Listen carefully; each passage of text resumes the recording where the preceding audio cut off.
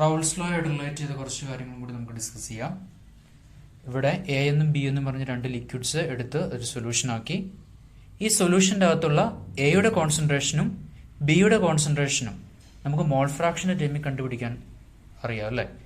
Mall fraction of A equal to number of moles of A by number of moles of A plus number of moles of B, നമ്മൾ പഠിച്ച കാര്യമാണത്. അതുപോലെ തന്നെ നമുക്ക് മോൾ fraction of ബിയും കണ്ടുപിടിക്കാം. Okay, ഈ എയുടെയും ബിയുടെയും ലിക്വിഡിൻ്റെ അകത്തുള്ള കോൺസെൻട്രേഷനാണ് നമ്മളിതിങ്ങനെ കണ്ടുപിടിക്കുന്നത്. നമുക്ക് എയുടെയും ബിയുടെയും വേപ്പർ ഫേസിലുള്ള കോൺസെൻട്രേഷൻ നമ്മൾ കണ്ടുപിടിക്കുന്നത് Dalton's law of partial pressure ഉപയോഗിച്ചിട്ടാണ്. അവിടെ ഇതിൻ്റെ അകത്തുള്ള, അതായത് ഈ വേപ്പർ ഫേസിലുള്ള എയുടെയും ബിയുടെയും കോൺസെൻട്രേഷനെ അല്ലെങ്കിൽ അതിൻ്റെ മോൾ ഫ്രാക്ഷനെ നമ്മൾ വൈ എ എന്നും വൈ ബി എന്നുമാണ് റെപ്രസെന്റ് ചെയ്യുന്നത്. Mole fraction of A in vapour phase, ഇതിൻ്റെ അകത്തുള്ള എയുടെ mole fraction Y A equal to P A by P total എന്ന് പറഞ്ഞു കഴിഞ്ഞാൽ pressure of A by pressure of total pressure of A and B. Pressure of A by total pressure of A and B. And Y B, mole fraction of B in this vapour phase is equal to pressure of B by total pressure of A and B. അടുത്തായിട്ട് നമ്മൾ discuss ചെയ്യുന്നത് റൗൾസ് ലോയുടെ ഗ്രാഫാണ്. Okay, അതിന് മുമ്പേ എന്താണ് റൗൾസ് law എന്ന് ഒന്നും കൂടി നമുക്കൊന്ന് ആലോചിച്ച് നോക്കാം. എ എന്നും ബി എന്നും പറയുന്ന രണ്ട് വോളട്ടൈൽ ലിക്വിഡ്സ് മിക്സ് ചെയ്ത് കഴിയുമ്പോൾ റൗൾസ് ലോ അനുസരിച്ച് എയുടെ വേപ്പർ പ്രഷർ എയുടെ മോൾ ഫ്രാക്ഷനുമായിട്ട് ഡയറക്ട്ലി പ്രൊപ്പോർഷൻ ആയിരിക്കും. എയുടെ വേപ്പർ പ്രഷർ എയുടെ മോൾ ഫ്രാക്ഷനുമായിട്ട് ഡയറക്ട്ലി പ്രൊപ്പോർഷൻ ആയിരിക്കും. സിമിലർലി ബി ഉണ്ടാക്കുന്ന വേപ്പർ പ്രഷർ ബിയുടെ മോൾ ഫ്രാക്ഷനുമായിട്ട് ഡയറക്ട്ലി പ്രൊപ്പോർഷൻ ആയിരിക്കും. അതായത് റൗൾസ് ലോ എന്ന് പറയുന്നത് എപ്പോഴും മോൾ ഫ്രാക്ഷനും വേപ്പർ പ്രഷറും തമ്മിലുള്ള റിലേഷൻഷിപ്പ് ആണെന്ന് വേണമെങ്കിൽ പറയാം. ആദ്യം നമുക്ക് എയുടെ മാത്രം ഗ്രാഫ് വരയ്ക്കാം. എയുടെ കാര്യം ഇവിടെ എന്താ പറഞ്ഞത്? എ എന്ന് പറയുന്ന ലിക്വിഡിന്റെ വേപ്പർ പ്രഷർ അതുപോലെ തന്നെ എയുടെ മോൾ ഫ്രാക്ഷനും ഡയറക്ട്ലി പ്രൊപ്പോർഷണൽ ആണെന്നാണ് പറയുന്നത് അല്ലേ. മോൾ ഫ്രാക്ഷൻ റേഞ്ച് എവിടെ തൊട്ട് എവിടം വരെയാണ് നമുക്കറിയാം. 0 തൊട്ട് മാക്സിമം 1 വരെയാണ് മോൾ ഫ്രാക്ഷൻ വരാവുന്നത്. ഇങ്ങേയറ്റത്ത് എയുടെ മോൾ ഫ്രാക്ഷൻ 0 ആണ്. റൈറ്റ് സൈഡിൽ എയുടെ മോൾ ഫ്രാക്ഷൻ മാക്സിമം ആണ്, ദാറ്റ് ഈസ് 1. നമുക്ക് അറിയാം ഇറ്റ്സ് ഒരു സൊല്യൂഷൻ മാത്രം, ഒരു ലിക്വിഡ് മാത്രമല്ല അതിൻ്റെ അകത്തുള്ളത്, അതിൻ്റെ അകത്ത് എന്തും കൂടി ഉണ്ട്, ബിയും കൂടി ഉണ്ട് അല്ലേ. എ 0 ആണെന്നുണ്ടെങ്കിൽ തീർച്ചയായിട്ടും ബിയുടെ കോൺസെൻട്രേഷൻ മാക്സിമം ആയിരിക്കും, ദാറ്റ് ഈസ് 1 ആയിരിക്കും. അതുപോലെ തന്നെ എ 1 ആണെങ്കിൽ തീർച്ചയായിട്ടും ബി 0 ആയിരിക്കും. കാരണം എന്താണ്? മോൾ fraction of A plus mall fraction of B എപ്പോഴും 1 ആകാൻ പറ്റത്തുള്ളൂ. നമ്മളത് ഓൾറെഡി പഠിച്ച കാര്യമാണ്. ഇനി ഒരു കാര്യം ശ്രദ്ധിച്ചേ, ഇവിടെ എ എന്ന് പറയുന്നത് 0 ആണ്. മോൾ ഫ്രാക്ഷൻ ഓഫ് എ എന്ന് പറയുന്നത് 0 ആണ്. എയുടെ മോൾ ഫ്രാക്ഷൻ 0 ആണെന്ന് പറഞ്ഞാൽ അതിന്റെ മീനിങ് എന്താണ്?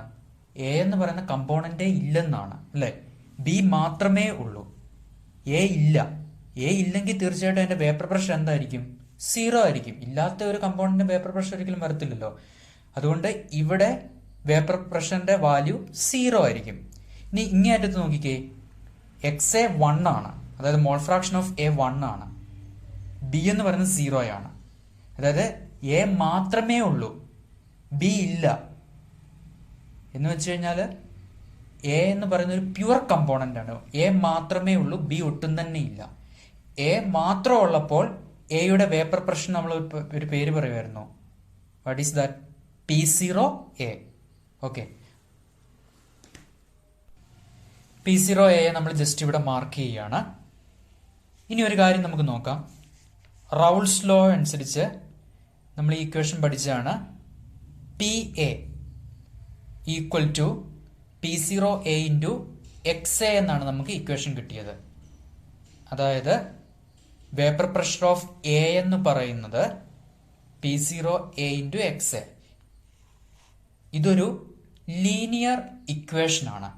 ലീനിയർ ഇക്വേഷന്റെ ഫോം നമ്മൾ കഴിഞ്ഞ ദിവസം പറഞ്ഞായിരുന്നു y equal to M X plus C, y equal to M X plus C. ഇവിടുത്തെ സി എന്ന് പറയുന്നത് 0 ആണെന്നേ ഉള്ളൂ. ഇപ്പൊ ലീനിയർ ഇക്വേഷൻ ആണെങ്കിൽ നമുക്ക് കിട്ടുന്ന ഗ്രാഫ് എപ്പോഴും ഒരു ലീനിയർ ഗ്രാഫ് അല്ലെങ്കിൽ ഒരു സ്ട്രെയിറ്റ് ലൈൻ ഗ്രാഫ് ആയിരിക്കും കിട്ടുന്നത്. ഇനി ഇവിടെ നമുക്ക് ആകെ കിട്ടിയത് എയുടെ ഗ്രാഫിന്റെ ഫസ്റ്റ് പോയിന്റും ലാസ്റ്റ് പോയിന്റും മാത്രമേ ഇവിടെ കിട്ടിയുള്ളായിരുന്നു. പക്ഷെ ഇപ്പോൾ ഒരു കാര്യം കൂടി നമുക്ക് മനസ്സിലായി, എയുടെ ഗ്രാഫ് എപ്പോഴും ഒരു സ്ട്രെയിറ്റ് ലൈൻ ഗ്രാഫും കൂടിയായിരിക്കും. അതുകൊണ്ട് തന്നെ ഫസ്റ്റ് പോയിന്റും ലാസ്റ്റ് പോയിന്റും മാത്രമേ ഉള്ളെങ്കിൽ പോലും നമുക്ക് ഈസി ആയിട്ട് ഗ്രാഫ് വരയ്ക്കാൻ പറ്റും. എങ്ങനെയാണ്? ഇവിടെ ഇതും കൂടെ കൂട്ടി ഒരു സ്ട്രെയിറ്റ് ലൈൻ അങ്ങ് വരച്ചാൽ മതി. ഇതുപോലെ തന്നെയാണ് ബിയുടെ കാര്യവും. ഇങ്ങേ അറ്റത്ത് നോക്കിക്കേ, ഇവിടെ ബി 0 ആണ്, എ 1 ആണ്. അതായത് B 0 means mall fraction of B 0 ആണെന്ന് പറഞ്ഞു കഴിഞ്ഞാൽ എന്റെ മീനിങ് എന്താണ്? ബി എന്ന് പറയുന്ന കമ്പോണന്റേ ഇല്ല. ബി ഇല്ലെങ്കിൽ പിന്നെ എന്റെ വേപ്പർ പ്രഷർ ഉണ്ടാകുമോ? ഇല്ല. അതുകൊണ്ട് ഇവിടെ വേപ്പർ പ്രഷറിന്റെ വാല്യൂ 0 ആണ്. ഇങ്ങേ അറ്റത്ത് നോക്കിക്കേ, ബി എന്ന് പറയുന്നത് 1 ആണ്, എ ഇല്ല. B mole fraction of B 1 ആണ്, എ ഇല്ല. അതായത് പ്യുവർ ആയിട്ടുള്ള ബി ആണ്. ഇവിടെ പ്യുവർ ആയിട്ട് ബി മാത്രം ഉള്ളപ്പോൾ നമ്മൾ അതിന്റെ വേപ്പർ പ്രഷർ എന്ന് പറയുന്ന പേരാണ്, അല്ലെങ്കിൽ ഡിനോട്ട് ചെയ്യുന്ന ലെറ്റർ ആണ് P0B എന്ന്. ഇവിടെ വീണ്ടും നോക്കിക്കേ, PB equal to P0B into XB എന്നാണ് നമുക്ക് നേരത്തെ റൗൾസ് ലോ അനുസരിച്ച് ഇക്വേഷൻ കിട്ടുന്നത്. അതായത് ബിയുടെ ഗ്രാഫ് എപ്പോഴും ഒരു സ്ട്രെയിറ്റ് ലൈൻ ഗ്രാഫ് ആയിരിക്കും. ഇപ്പം നിങ്ങൾക്കൊരു ഡൗട്ട് കാണും, എന്തുകൊണ്ടാണ് എ കുറെ ഹൈറ്റ് വരച്ചത്, ബി കുറെ താഴെ വരച്ചത്? എല്ലാ ലിക്വിഡിന്റെയും വോളറ്റൈലിറ്റി ഒരുപോലെ ആയിരിക്കത്തില്ല, അതിന് വേപ്പറൈസ് ചെയ്യാനുള്ള കഴിവ് ഒരുപോലെ ആയിരിക്കത്തില്ല. ഫോർ എക്സാമ്പിൾ വാട്ടറും ആൽക്കഹോളും. ആൽക്കഹോളിന്റെ വോളറ്റൈലിറ്റി എന്ന് പറയുന്നത് വളരെ ഹൈ ആണ്, വാട്ടറിന്റെ വോളറ്റൈലിറ്റി അത്രയും വരത്തില്ല. ആൽക്കഹോൾ വേപ്പർ ആകുന്ന അത്രയും തന്നെ വാട്ടർ വേപ്പർ ആകത്തില്ല. ഇവിടെ എ എന്ന് പറയുന്നത് ആൽക്കഹോൾ ആണെന്ന് കരുതുക, വാട്ടർ ബി ആണെന്ന് കരുതുക. അപ്പൊ തീർച്ചയായിട്ടും P0A കഴിഞ്ഞ് താഴെ ഒരു വാല്യൂ നമുക്ക് P0B എന്ന് പറഞ്ഞ് കിട്ടത്തുള്ളൂ. ഇനി നമുക്ക് ടോട്ടൽ വേപ്പർ പ്രഷർ എന്താണെന്ന് നോക്കാം. ഇങ്ങേ അറ്റത്തുള്ള ടോട്ടൽ വേപ്പർ പ്രഷർ നോക്കാം. ടോട്ടൽ വേപ്പർ പ്രഷർ എന്ന് പറയുന്നത് എന്താണ്? എയുടെ വേപ്പർ പ്രഷറും ബിയുടെ വേപ്പർ പ്രഷറും കൂടി ആഡ് ചെയ്ത് കിട്ടുന്നതാണ് ടോട്ടൽ വേപ്പർ പ്രഷർ. ഇവിടെ എയുടെ വേപ്പർ പ്രഷർ എന്താ? 0 ആണ് അല്ലെ? ഈ പോയിന്റ് എയുടെ വേപ്പർ പ്രഷർ 0 ആണ്. ബിയുടെ വേപ്പർ പ്രഷറോ P0B ആണ്. അപ്പൊ 0 പ്ലസ് P0B എന്ന് പറയുന്നത് P0B തന്നെയാണ്. അതായത് ഈ പോയിന്റ് തന്നെയാണ് ഈ സൈഡിലുള്ള ടോട്ടൽ വേപ്പർ പ്രഷർ എന്ന് പറയുന്നത്. ഇനി ഇങ്ങേ അറ്റത്തെ ടോട്ടൽ വേപ്പർ പ്രഷർ നോക്കിക്കേ, എയുടെ വേപ്പർ പ്രഷർ എന്ന് പറയുന്നത് എത്രയാണ്? P0A ആണ്. ബിയുടെ വേപ്പർ പ്രഷർ എന്ന് പറയുന്നത് 0 ആണ്. അപ്പൊ P0A പ്ലസ് 0 എന്ന് പറഞ്ഞു കഴിഞ്ഞാൽ P0A തന്നെയാണ്. ഇവിടുത്തെ ടോട്ടൽ വേപ്പർ പ്രഷർ എന്ന് പറയുന്നത് P0A ആണ്. ഇനി നമ്മൾ ടോട്ടൽ വേപ്പർ പ്രഷറിന്റെ ഇക്വേഷൻ നമ്മൾ കണ്ടുപിടിച്ചിട്ടുണ്ടായിരുന്നു. P total equal to P0B plus P0A minus P0B into X. ഇതും ഒരു ലീനിയർ ഇക്വേഷൻ തന്നെയാണ്. Y equal to MX plus C എന്ന് പറയുന്ന ഫോമിൽ തന്നെയാണ് ഇത് കിടക്കുന്നത്.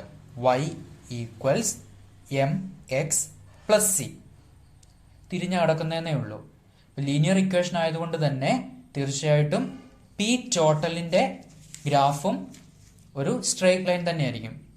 അതായത് ടോട്ടൽ വേപ്പർ പ്രഷറിന്റെ ഫസ്റ്റ് പോയിന്റ് നമുക്കറിയാം, ലാസ്റ്റ് പോയിന്റും അറിയാം. ഈ ഫസ്റ്റ് പോയിന്റ് ലാസ്റ്റ് പോയിന്റും കൂടെ കൂട്ടി വരച്ചു കഴിഞ്ഞാൽ നമുക്ക് ടോട്ടൽ വേപ്പർ പ്രഷറിന്റെ ഗ്രാഫ് നമുക്ക് കിട്ടും. ഈ കാണുന്ന സ്ട്രെയിറ്റ് ലൈൻ ആണ് ടോട്ടൽ വേപ്പർ പ്രഷറിന്റെ ഗ്രാഫ് എന്ന് പറയുന്നത്. ഇത് എയുടെ ഗ്രാഫാണ്, ഇത് ബിയുടെ പാർഷ്യൽ വേപ്പർ പ്രഷറിന്റെ ഗ്രാഫാണ്, ഇത് ടോട്ടൽ വേപ്പർ പ്രഷറിന്റെ ഗ്രാഫാണ്. ദാറ്റ് ഈസ് പിയുടെ പിബിയും കൂടെ കൂട്ടുന്ന ഗ്രാഫ്. ഓക്കെ, കഴിഞ്ഞ ദിവസം തന്ന ഈ നോട്ടിൻ്റെ അകത്ത് ടോട്ടൽ വേപ്പർ പ്രഷറിന്റെ ഇക്വേഷൻ നിന്നും കുറച്ച് കൺക്ലൂഷൻ, നമ്മളൊരു 3 കൺക്ലൂഷൻ കൂടി തന്നിട്ടുണ്ടായിരുന്നു. അതെന്തൊക്കെയാണെന്നൊന്ന് എക്സ്പ്ലെയിൻ ചെയ്യാം. ഇവിടെ ഫസ്റ്റ് കൺക്ലൂഷൻ ഇതാണ്: total vapour pressure related to mall fraction of any one component. അത് ഇക്വേഷനിൽ തന്നെ വ്യക്തമല്ലേ? ടോട്ടൽ വേപ്പർ പ്രഷർ ഇവിടെ ഒരൊറ്റ കമ്പോണന്റിന്റെ മോൾ ഫ്രാക്ഷനുമായിട്ട് റിലേറ്റ് ചെയ്തിട്ടുള്ളൂ. എക്സ് ബി ഇല്ല, എക്സ് എ മാത്രമേ ഉള്ളൂ. മോൾ ഫ്രാക്ഷൻ ഓഫ് എ മാത്രമേ ഈ ഇക്വേഷനിലുള്ളൂ, മോൾ ഫ്രാക്ഷൻ ഓഫ് ബി ഇല്ല. ഓക്കെ, രണ്ടാമത്തെ conclusion: total vapour pressure varies linearly with any one component. എന്ന് വെച്ചാൽ ടോട്ടൽ വേപ്പർ പ്രഷറിന്റെ ഒരു ഗ്രാഫ് വരച്ചാൽ നമുക്ക് കിട്ടുന്ന ഒരു ലീനിയർ ഗ്രാഫ് ആയിരിക്കും, അഥവാ ഒരു സ്ട്രെയിറ്റ് ലൈൻ ഗ്രാഫ് ആയിരിക്കും. കണ്ടോ, ഒരു സ്ട്രെയിറ്റ് ലൈൻ ഗ്രാഫാണ് നമുക്ക് കിട്ടിയത്.